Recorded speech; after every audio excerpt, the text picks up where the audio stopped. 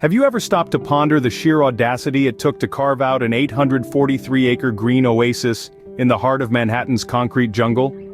The story of Central Park is a tale of vision, determination, and a masterful execution of urban design. In the early 19th century, New York City was rapidly industrializing and expanding, with the population swelling and green spaces becoming increasingly scarce.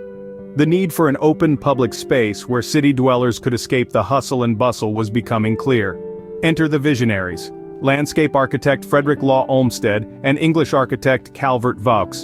In 1857, they won a city-sponsored competition to design Central Park, a project that would become a defining work in American landscape architecture. Olmsted and Vaux proposed a greensward plan, a design that would blend naturalistic landscapes with formal geometric elements. Their vision was to create a space that felt organic and untouched, even though every inch would be meticulously planned and constructed. The construction of Central Park was no small feat. The land chosen was far from ideal, a rocky, swampy expanse dotted with shantytowns.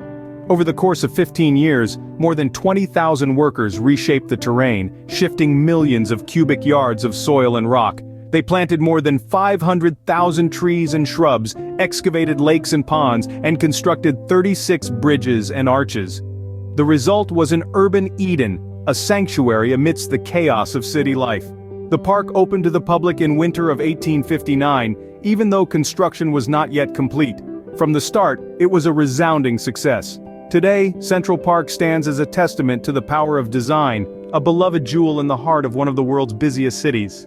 But Central Park is not just a park, it's a statement about the importance of green spaces in our urban environments.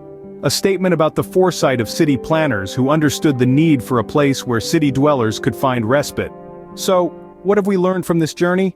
We've seen how Central Park was born out of a dire need for green spaces in a rapidly expanding city.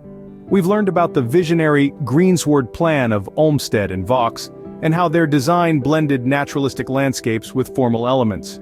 We've delved into the massive undertaking that was the construction of the park, and how a rocky, swampy expanse was transformed into an urban Eden. And we've seen how Central Park, right from its opening, captured the hearts of New Yorkers, ultimately becoming a beloved fixture of the city. The story of Central Park is a testament to the power of design and vision. It's a reminder that even in our urban jungles we can create spaces that nourish the soul, spaces that remind us of the beauty of nature. And perhaps it prompts us to ask ourselves, where else can we carve out such spaces? How can we continue to bring the serenity of nature into our bustling cities? These are questions worth pondering as we stroll the winding paths of Central Park, under the shade of trees planted by visionaries more than a century and a half ago.